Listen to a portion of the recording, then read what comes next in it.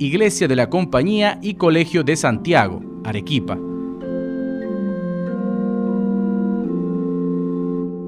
Retomamos lo dicho en el inicio.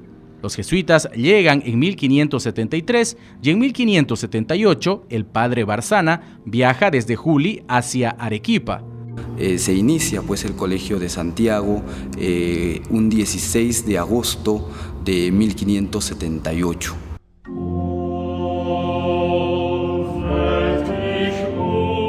Poco después fue adquirido un solar aledaño y así completan la manzana que lindaba a un vértice de la Plaza Mayor. En esa esquina levantaron un pequeño oratorio que luego cedería paso al templo de la compañía. También el 16 de agosto coincide con la toma de posesión de unas donaciones. Uno de sus principales y primeros benefactores fue el señor Diego Hernández. Hay quienes afirman que su nombre fue Diego Santiago Hernández Hidalgo. Sin embargo, nosotros no hemos hecho constar, por lo menos documentalmente, que su segundo nombre era Santiago. Lo que sí es muy particular es que era muy devoto de Santiago Apóstol. El principal benefactor, al ser devoto de Santiago Apóstol, le dio el nombre al Colegio de Santiago.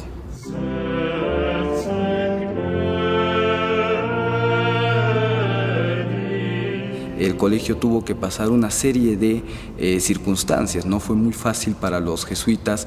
Encontramos varios sucesos que generaron un verdadero conflicto. El primero era la oposición de otros religiosos, de otras órdenes, que indicaban pues que como ya había muchas órdenes, ¿para qué fundar otra? Y solicitaban también que no tenían el permiso para educar a los niños, etc. Y eso ocasionó un cierre inicial por orden del virrey Toledo. Tuvieron que cerrar temporalmente el colegio. Otro tipo de conflictos como las epidemias de aquella época. También tenemos los terremotos. Trazada en 1578 por el maestro Gaspar Báez, la primera iglesia no estaba aún concluida cuando el terremoto de 1582 la dejó en ruinas. Se inicia una lenta reconversión del templo, inaugurada en 1610. Este templo duró una década, ya que en 1621 se diseñaba la planta de la iglesia actual, de mayor tamaño que las anteriores.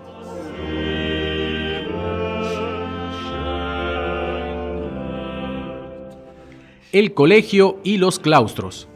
El colegio se sostenía principalmente en base a las donaciones. Las primeras donaciones que recibieron en Arequipa fueron 11 tiendas que se encontraban en la calle Mercaderes actualmente. Esas 11 tiendas administradas por los jesuitas les permitió generar una renta. Inicialmente ese fue su principal fuente de recursos económicos para sostener tanto, digamos, al templo y al colegio. El antiguo Colegio de Santiago estaba conformado por un claustro mayor, claustro menor y un patio. El claustro mayor es de una sola planta con arcos de medio punto sobre pilastras decoradas en sus 4 caras. Bueno, en los claustros de la compañía podemos ver en los pilares una ornamentación que es bien interesante, ¿no? Cada una de las caras es muy plana, ¿no? Tienen una base cuadrada, pero le dan este movimiento a través de unos elementos vegetales, ¿no? Que se van cruzando unos con otros. En ese cruce de unos con otros dejan un espacio, dejan un intersticio para la colocación de ciertos elementos que van fusionando, que algunos tienen que ver reminiscencias absolutamente cristianas peninsulares, como por ejemplo la concha o venera, pero también ponen frutos provenientes de América, frutos locales. Cada tablero exhibe idénticos relieves. 3 racimos de uvas, papayas, conchas, rosas, la flor de cantuta y hojas de parra. La iconografía del IHS y siempre rematada por un querubín alado. Ese follaje, esas ramas que se cruzan, finalmente sirven para unir y concatenar estos elementos de una procedencia diversa. Un medallón con los monogramas de Jesús, María y José, y 2 figuras al apóstol Santiago y San Francisco Javier. En este colegio vivieron célebres misioneros como Alonso de Barzana, Pedro Añasco, Diego González Holguín, clásico quechuista, y Ludovico Bertonio, lingüista italiano, autor de la primera gramática aymara impresa en Juli. A sus claustros llegó el padre Alonso Ruiz, eminente hombre de gobierno, maestro de novicios en Roma y orientador de un joven que se convertiría después en San Estanislao de Kostka. Tenemos algunos datos que el padre Alonso Ruiz fue el maestro, como dice en la placa, que está posiblemente en la tumba.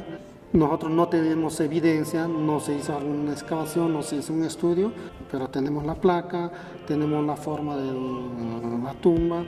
En la sacristía, en su parte inferior, existe una tumba donde dice estar enterrado el padre Alonso Ruiz.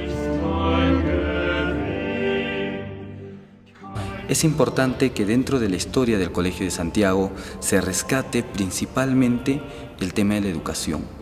También los jesuitas orientaban su educación en los indígenas, en la gente pobre, desde aquella época.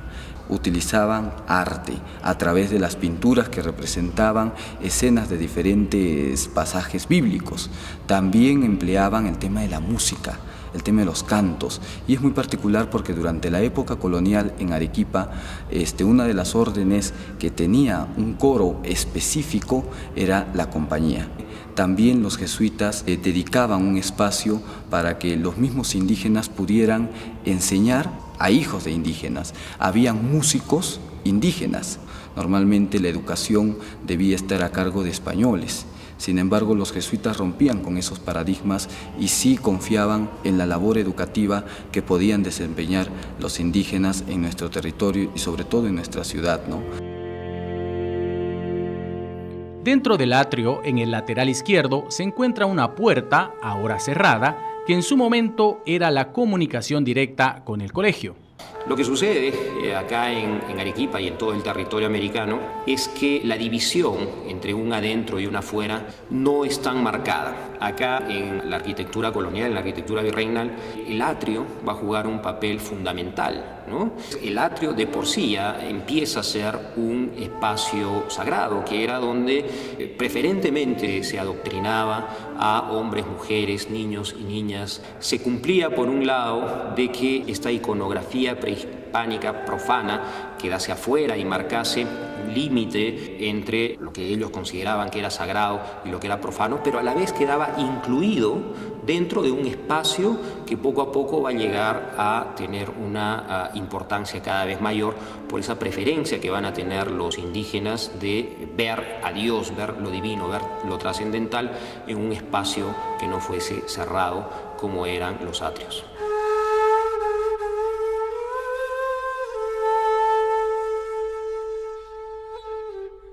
La portada principal es considerada cabeza de serie dentro de aquella corriente surandina que Antonio San Cristóbal ha denominado en un estudio planiforme y textilográfica. El padre Antonio San Cristóbal escribe mucho la arquitectura planiforme y textilográfica. Entonces, como un tapiz que recorre la arquitectura en donde no hay tanta jerarquía. Ponen en un mismo plano los símbolos andinos, ¿no?, con la iconografía propia del cristianismo, ¿no? El padre Antonio San Cristóbal, haciendo alusión a que parece un textil, ¿no?, una manta que va recubriendo estos gruesos muros de sillar, ¿no? Comúnmente llamado el sillar en sí mismos, la piedra se llama la inimbrita, es el nombre de la piedra, pero en general en Arequipa se ha utilizado el nombre de sillar para este tipo de piedra blanca, ¿no?, de lava volcánica que tenemos. Muy tempranamente se encuentran estas canteras de esta toba volcánica, a la que nosotros genéricamente llamamos sillar, que es un material al cual los españoles no estaban acostumbrados. Al comienzo tienen cierta desconfianza en la utilización de esta toba volcánica, que es porosa, es blanda, y sin embargo encuentran que era muy fácil de trabajar, era muy maleable y que al haber tal cantidad de ese material podían hacer muros muy gruesos con una técnica del muro cajón y así ir creando una arquitectura que le hace frente a los sismos que constantemente, que sistemáticamente va a vivir la ciudad. En esos tiempos trajeron algunos canteros, talladores, principalmente, ¿no?, del Valle del Colca, ¿no?, que estaba muy cerca de acá de Arequipa, y ellos son los que se encargaron de hacer este tipo de trabajo. Yo creo que es un estilo más regional, local, propiamente creado aquí en Arequipa. Son elementos netamente recogidos de la región de Arequipa, ¿no? Observamos la papaya arequipeña, el choclo, ¿no? La flor de la cantuta. Bueno, se habla mucho del lenguaje de la arquitectura arequipeña, se le llama el lenguaje mestizo, precisamente por la fusión que hay entre los elementos hispanos y los elementos andinos. Y yo pienso que los jesuitas tienen muchísimo que ver en la conformación y en la constitución de este lenguaje y en la permisibilidad que van a tener ellos para permitir adscribir ciertos elementos que en otras órdenes eran considerados como idólatras o paganos. No es que los jesuitas no considerasen a estos elementos como paganos, pero ellos tienen una visión mucho más amplia. Ellos consideraron, una vez que llegaron, que Dios se había manifestado en todos los pueblos, ¿no? Y se había manifestado probablemente de una forma fragmentaria, pero que de todas maneras había ciertas manifestaciones de Dios, ¿no? Entonces ellos, a diferencia de otras órdenes, no podían anular completamente toda esta iconografía y todo este lenguaje de las culturas prehispánicas. Con la portada mayor terminada en 1692, se abre una nueva etapa creativa en la arquitectura surandina. Esta obra aparece fechada en 1698 y, según todo indica, se superpuso al muro de la fachada, después de terminada la iglesia. Hay mucha duda, ¿no?, de quién es el personaje, la imagen que está en el remate final, ¿no? Se dice que es San Miguel Arcángel, y yo creo que tiene más bien una relación con el niño Jesús indígena o el niño Jesús salvador del mundo, ¿no? Y mucho se ha utilizado quizás esto por las religiones de Paraguay, ¿no? No estamos seguros, pero yo creo que tiene relación con el niño Jesús indígena. La portada lateral se divide en un cuerpo bajo de lineamientos renacentistas tardíos, trazado por el arquitecto Simón de Barrientos en 1654. Aquí aparecen quizás por primera vez las figuras de dos sirenas, son relieves con orígenes en el lago Titicaca. En el cuerpo superior, en una etapa más tardía, se encuentra un tímpano que alberga un relieve de Santiago Matamoros, advocación titular de la iglesia, labrado por un cantero indígena anónimo en pleno auge del nuevo estilo regional.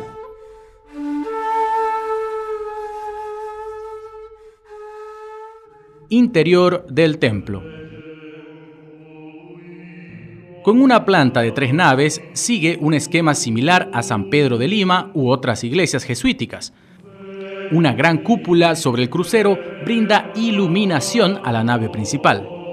Destacamos del púlpito, en la coronación del tornavoz, el remate con una talla de San Francisco Javier, con el tema central de los monogramas de Jesús y María. Y principalmente tenemos 5 altares, 2 a la puerta de ingreso, altares pequeños, están dedicados a Justo Juez, y el otro a la Macarena, a la Virgen de la Macarena.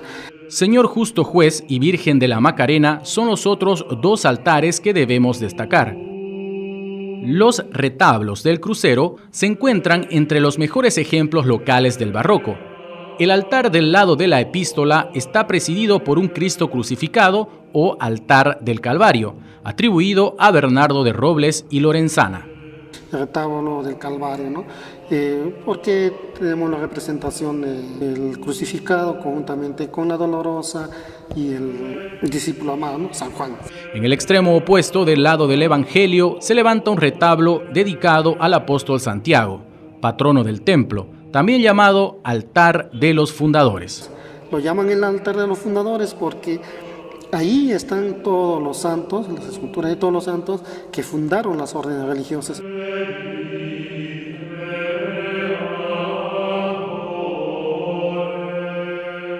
En las capillas laterales, lo más notable son lienzos, en su mayoría de escuelas surandinas, en formato medio punto, de mediados del siglo XVII. Este cuadro, en una versión que reúne pintados, alimentos del mundo andino. la relevante cena de Jesús y sus discípulos, la última cena.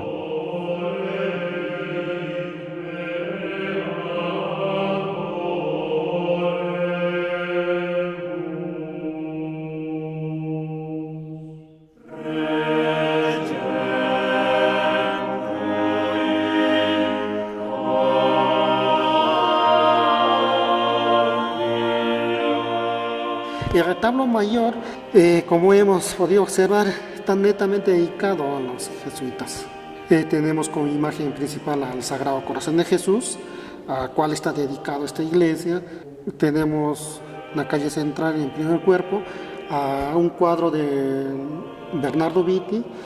En la calle central fue colocada la Virgen y el Niño, una de las obras del hermano Bernardo Vitti, pintada hacia 1603 durante su segunda y última estancia en la ciudad. A los laterales tenemos a Ignacio de Loyola, que está con el libro, y al otro lado tenemos a San Francisco de Borja. En el segundo cuerpo ya tenemos a San Juan Bertmans y a San Estanislao de Kostka.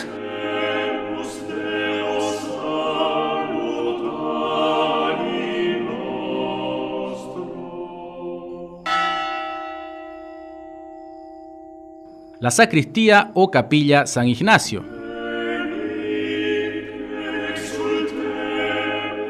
Es una obra de gran valor artístico.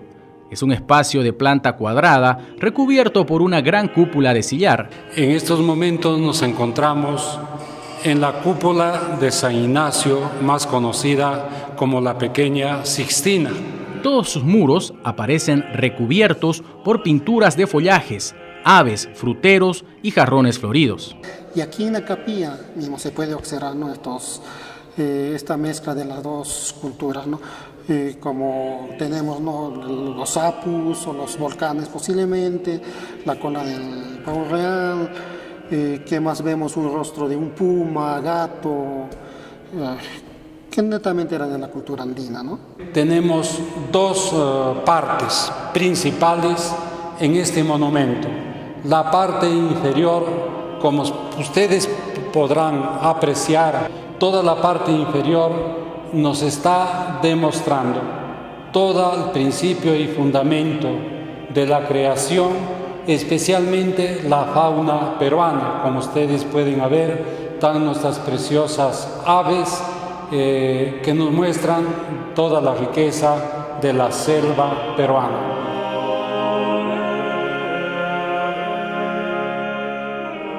En la parte superior, ustedes van a apreciar toda la encarnación que vemos en la meditación de los ejercicios, porque vemos los ángeles y la presencia de Dios viviente en dicho monumento. La cúpula consta de una linterna y está construida con ladrillos pasteleros, cubiertos de una capa de yeso de 5 centímetros de espesor y dividida por casetones en 8 paños que a su vez presentan 8 cruces invertidas. Sobre este soporte se desarrolla una pintura mural realizada al temple y en seco. Toda es pintura mural temple al seco. Hay óleo como en los pequeños angelitos que están en las cruces invertidas. En cada cruz invertida, con filetes de pan de oro, se aprecian 12 querubines subiendo por una escalera y 3 ángeles provistos de cascos emplumados que sostienen este firmamento florido.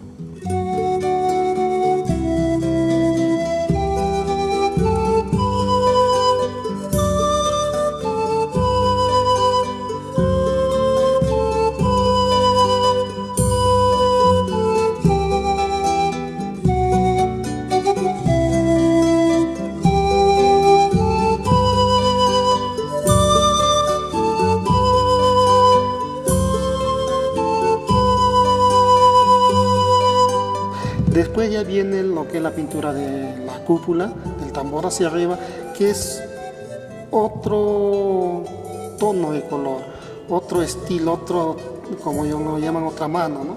Y la parte baja, que tiene un fondo amarillo, es muy posterior. Pero a la vez también vemos que las pechinas tienen otro estilo, es diferente. También tenemos a la parte de la izquierda un gran lienzo importantísimo de la Compañía de Jesús que llamamos nosotros la visión de la torta, que es la conversión profunda de San Ignacio en que se le hace presente la Santísima Trinidad. Y tenemos también otros 3 lienzos importantísimos que nos legó nuestro hermano Bernardo Vite: la resurrección de Cristo, la Candelaria que se venera en la ciudad de Puno, y a la derecha el gran lienzo de la flagelación de Cristo o la lágrima de Pedro.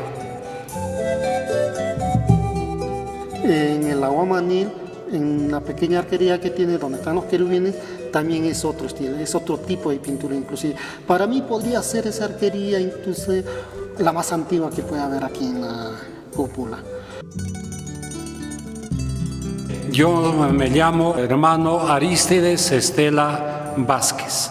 Llevo 52 años en la Compañía de Jesús, al servicio de este templo tan maravilloso que nos legaron nuestros jesuitas de aquella época.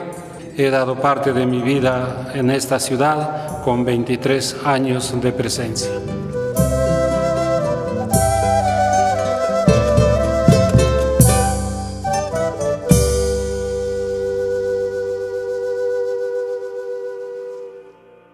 Yo creo que Arequipa es uno de los, a nivel mundial, uno de los conjuntos arquitectónicos que más cantidad de bóvedas puede tener, ¿no? En primer lugar, se tiene el material, como lo llamaban en esa época, a pie de obra, por las canteras de sillar. Y en segundo lugar, porque había tal cantidad de mano de obra que había aprendido a hacer este tipo de bóvedas, y ni qué decir de las bóvedas de cañón corrido, que se van a utilizar muchísimo en la mayoría de casonas arequipeñas, ¿no? Entonces, bueno, la arquitectura religiosa es el antecedente, sin lugar a dudas, tanto constructivo, iconográfico, simbólico, de todo lo que va a venir después. Mansión del Fundador, una de las construcciones antiguas más importantes de la época colonial, construida por el fundador de Arequipa, don García Manuel de Carvajal, en el siglo XVI. Es una casa rodeada de jardines con un patio principal, capilla, comedor y varias salas. Tiene una zona de extensos cultivos rodeados de cerros. Su último ocupante fue el hijo del fundador. Luego de su muerte, la finca se vende a los padres de la compañía.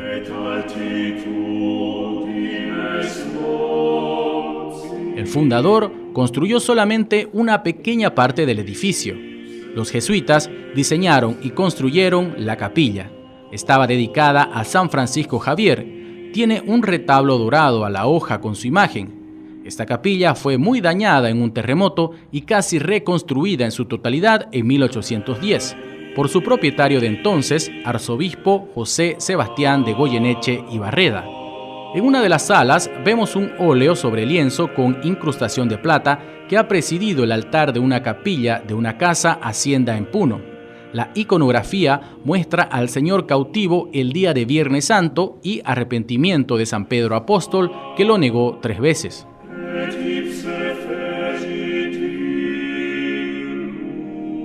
Muchos misioneros jesuitas han pasado por esta chacra que la Compañía de Jesús tenía destinada a casa de ejercicios y solar de descanso.